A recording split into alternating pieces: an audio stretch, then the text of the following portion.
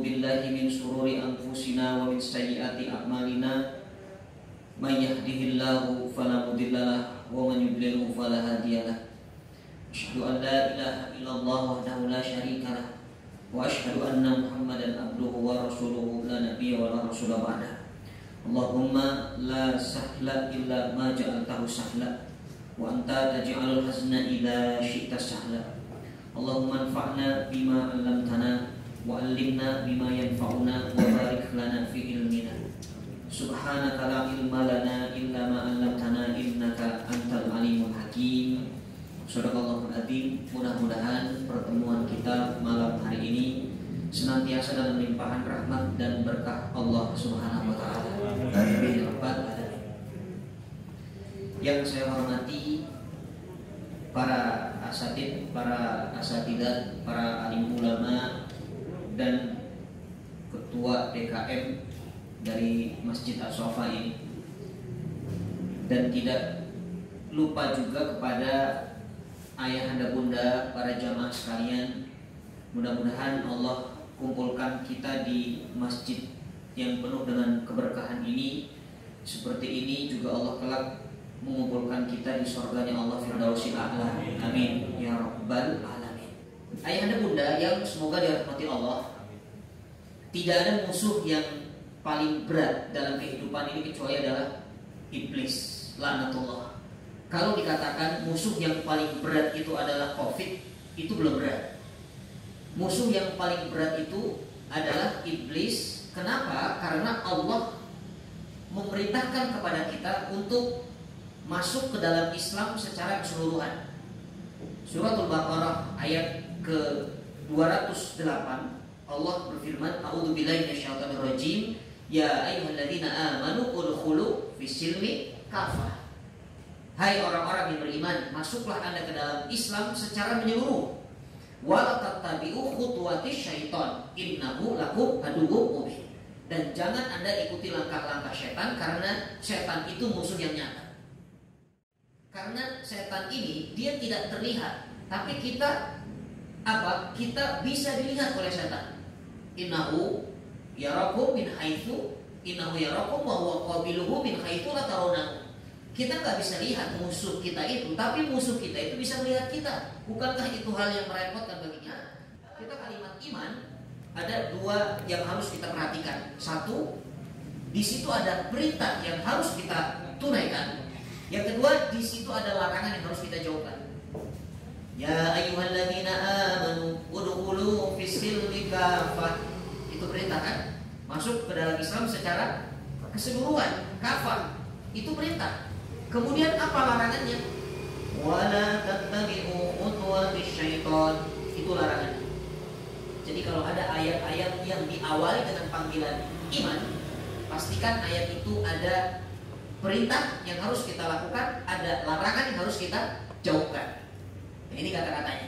Makanya dasar pembahasan kita ini adalah Surat Al-Baqarah 208. Jangan kita mengikuti daripada langkah syaitan. Yang paling berat dalam beribadah itu bukan menjalankan perintah Allah, tapi yang paling berat itu adalah menjauhi larangan. Ya kan? Jujur saya tanya, kira-kira sholat itu gampang nggak bunda? Gampang sholat bunda. Bunda bisa sholat di rumah. Bunda ngaji gampang nggak? Gampang. Datang ke masjid, ikut taklim. Tapi pertanyaan saya, meninggalkan gibah itu berat nggak bunda? Waduh. Nah itu dia. Jadi memang ternyata kenapa yang namanya meninggalkan larangan itu jauh lebih sulit daripada menjalankan perintah Allah? Karena memang tidak ada ahli ibadah kecuali orang-orang yang mampu menjauhi larangan Allah. Jadi kalau mau tahu ini orang ahli ibadah atau tidak, jangan lihat rajin ke masjidnya, jangan lihat rajin baca Qur'annya, jangan lihat rajin ke majelis taklimnya, jangan lihat berapa besar infaknya, tapi coba dicek apakah yang Allah haramkan dia sudah mampu meninggalkannya. Kalau dia sudah mampu meninggalkannya, maka Rasulullah mengatakan itulah ahli ibadah. Kenapa menjalankan perintah Allah itu tidak lebih sulit daripada menjauhi larangan Allah? Karena ternyata begini, bersamaan dengan kita beribadah, bersamaan dengan itu kita bisa maksiat. Contoh, ada gak orang sholat tapi maksiat? Ada ya, sholat ini maksiat. Contoh, dia sholat nih, Allahu Akbar, sholat, tapi dalam hatinya apa? Ya Allah, mudah-mudahan saya sholat tidak ada yang lihat. Sholatnya apa itu? Ria. Ya kan? Dia jadi imam, bisa jadi suaranya dibagus-baguskan. Kenapa? Oh, ini kayaknya baru apa nih, belajar tahsin di mana? Difasek-fasekkan. Ya, seorang laki-laki di masjid, dia infak sengaja untuk apa? Untuk diperlihatkan. Infak itu ibadah, tapi memperlihatkannya jadinya ria. Maka ibadah itu hati-hati, terkadang bersamaan dengan kita ibadah ada maksiat. Tapi saat kita menjauhi yang Allah harapkan, saat itu kita sedang ibadah benar. Contoh, ada dalam hadis Rasulullah SAW, kata-katanya, man kana yu'minu billahi wal yawmil akhir falyaqul khairan aw liyasmut. Barang siapa beriman kepada Allah dan hari akhir, hendaklah berkata-kata baik atau diam. Maka diamnya bunda ayah anda ketika tidak mampu berkata-kata baik, ibadah. Nah sekarang kita akan kenalan dulu dengan iblis. Ada iblis, ada syaitan, begitu kan? Siapa itu iblis dan siapa itu syaitan?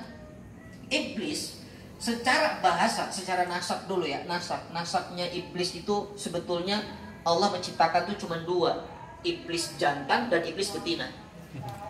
Dia punya anak namanya syaitan.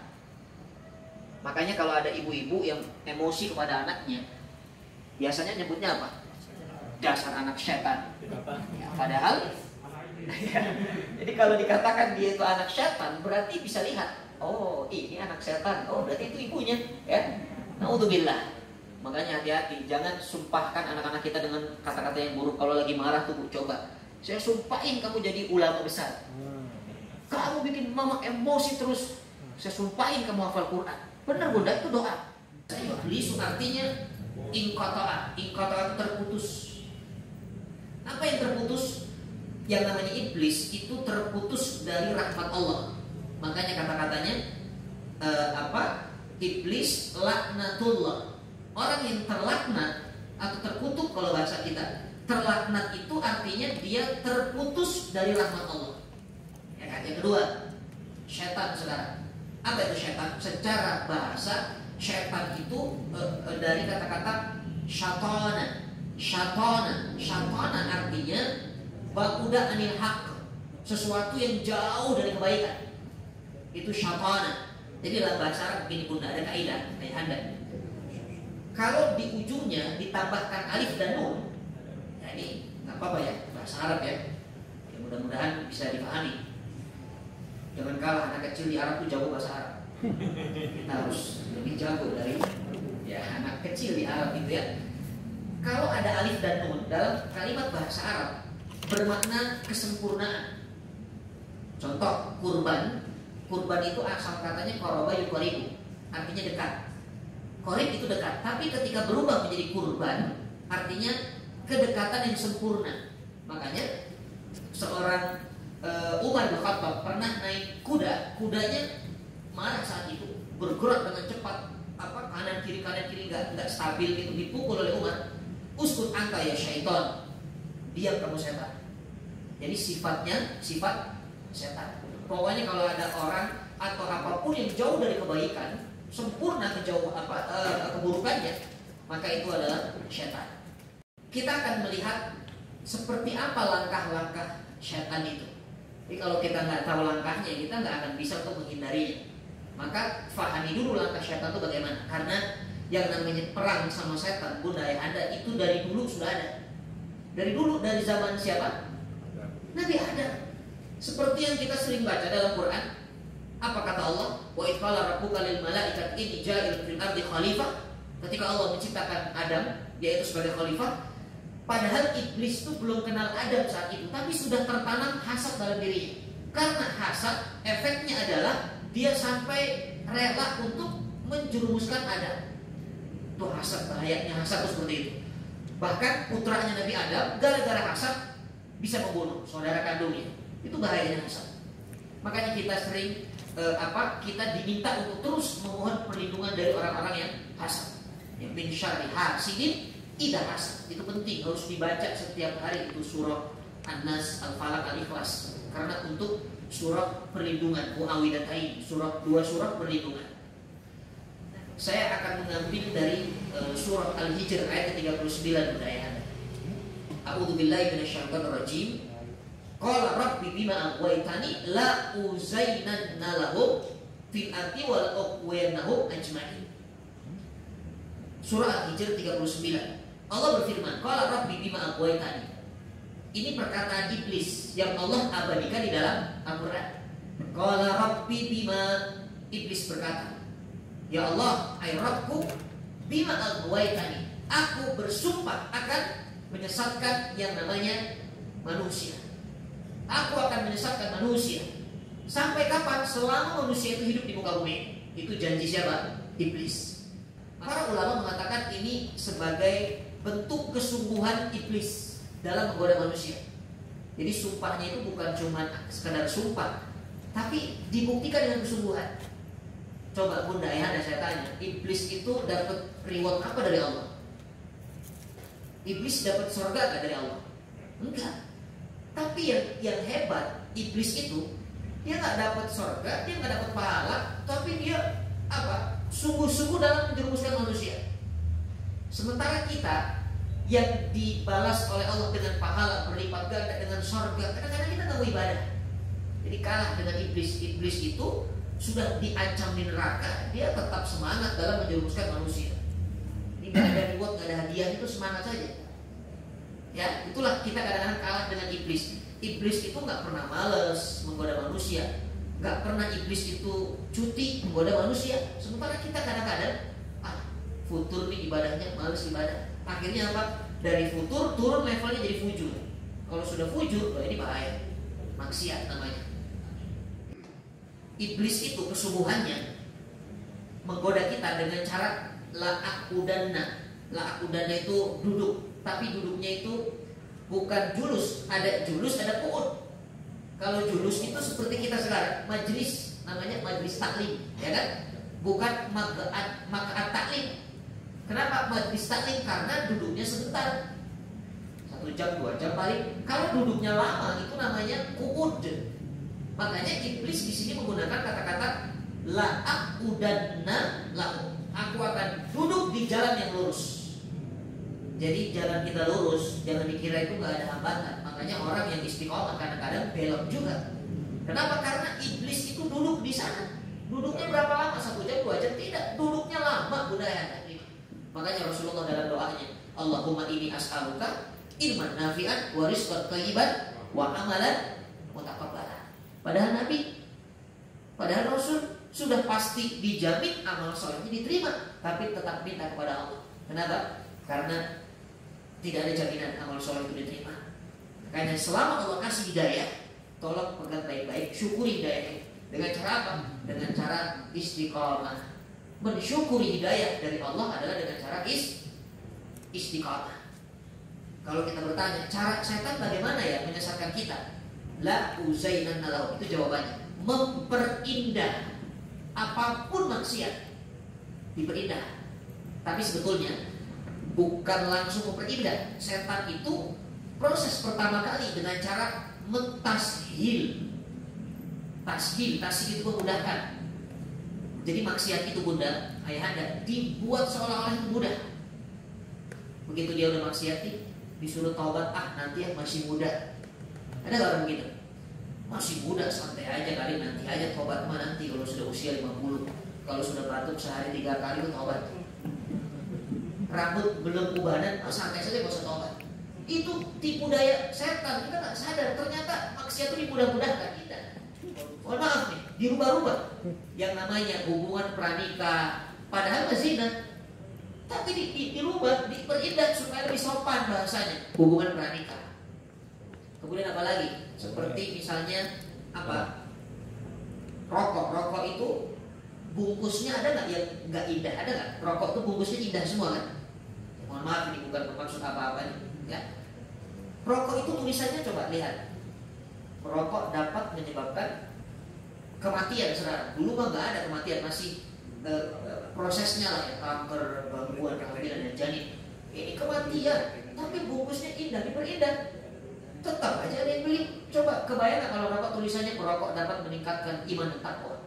Waduh, lebih ramai itu. Iya kan? Diperindah.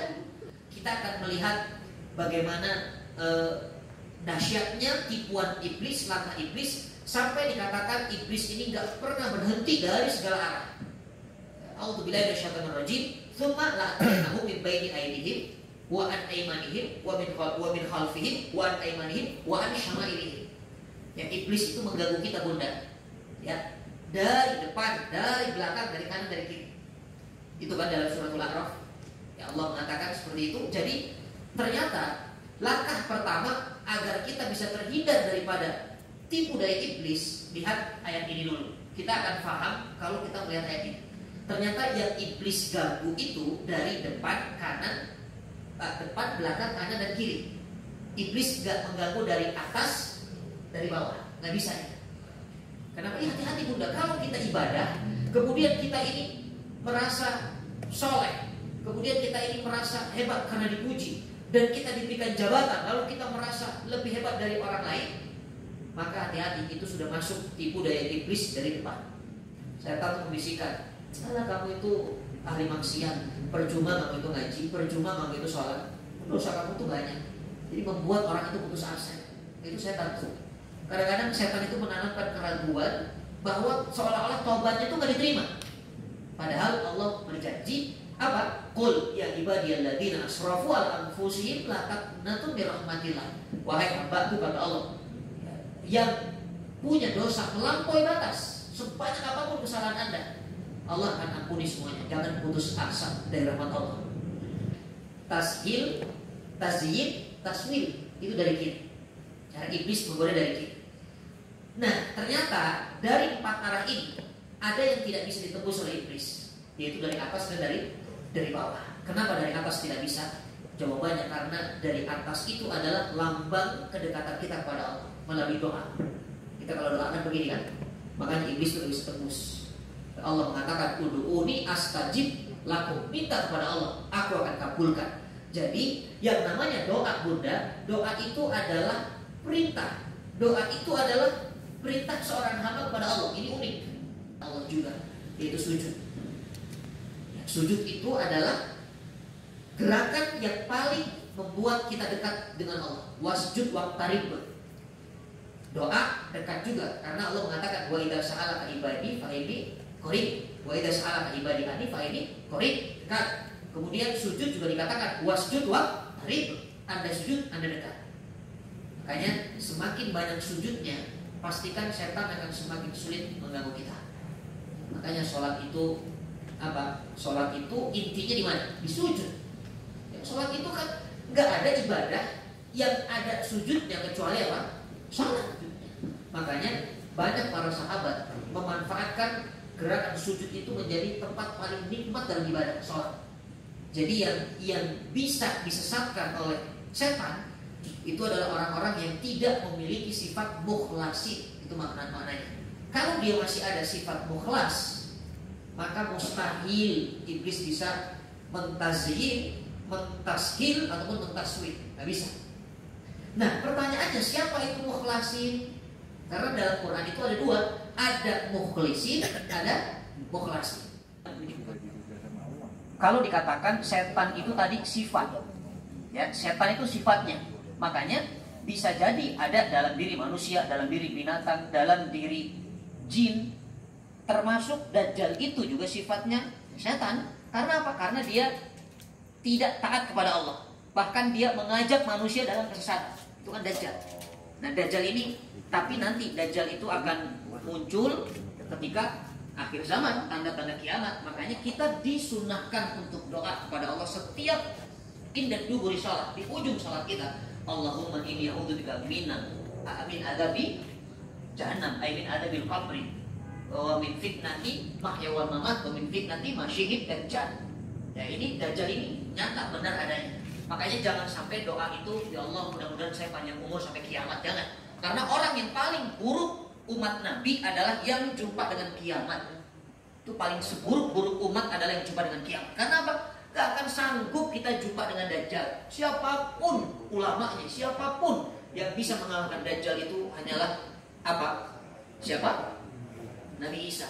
Mohon kepada Allah mudah-mudahan pertemuan kita malam hari ini menjadi pertemuan yang penuh dengan limpahan rahmat dan berkah Allah Subhanahu wa taala, dan semoga Allah menjadikan keluarga kita keluarga yang sakinah mawaddah warahmah, dan Allah jaga kita dari tipu daya syaitan yang terus akan berusaha menjerumuskan kita semuanya. Ala hadhihi wa ala kulli niyatin shalihah. Al-Fatihah. A'udzu billahi minasyaitonir rajim. Bismillahirrahmanirrahim. Alhamdulillahirabbil alamin arrahmanir rahim maliki yaumiddin. Iyyaka na'budu wa iyyaka nasta'in ihdinas siratal mustaqim siratal ladzina an'amta 'alaihim ghairil maghdubi 'alaihim waladdallin. Amin. Nastaghfirullahaladzim. Na'udzu billahi minasyaitonir rajim. Bismillahirrahmanirrahim. Alhamdulillahirabbil alamin. Hamdan syakirin, hamdan na'imin, hamdan yuwafi ni'amahu wa yukafi'u mazidah. Ya Rabbana lakal hamdu wa lakal syukru wa lakal ridha kama yanbaghi li jalali wajhikal karim wa azimi sultanik. Allahumma shalli ala sayyidina Muhammad wa ala ali sayyidina Muhammad. Allahumma ighfir lana dhunubana wa dhunuba walidina warhamna warhamhum kama rabbana shighara. Allahumma inna nas'aluka salamatan fid din fid dunya wal akhirah wa afiyatan fil jasad wa ziyadatan fil ilmi wa barakatan fil rizqi wa tawbatan qabla al-maut wa rahmatan indal maut wa maghfiratan ba'dal maut. Allahumma hawwin alaina fi syakaratil maut wa najatan minan nari wal afwa inal hisab. Rabbana zalamna anfusana wa illam taghfir lana wa tarhamna lanakunanna minal khasirin. Rabbana hab lana min azwajina wa dhurriyyatina qurrata a'yunin waj'alna lil muttaqina imama. Allahumma inna nas'aluka ilman nafi'an wa rizqan thayyiban wa amalan mutakabbalan. Rabbana taqabbal minna innaka antas samiul alim wa tub 'alaina innaka antat tawwabur rahim. Rabbana atina min ladunka rahmatan wa hayyi' lana min amrina rasyada. Rabbana atina fid dunya hasanah wa fil akhirati hasanatan wa qina adzabannar. Subhanakallahumma wa bihamdika nasyhadu an la ilaha illa anta nastaghfiruka wa natubu ilaik. Walhamdulillahi rabbil alamin. Syukran lakum ala husni istimaikum. Assalamualaikum warahmatullahi wabarakatuh. Waalaikumsalam warahmatullahi wabarakatuh.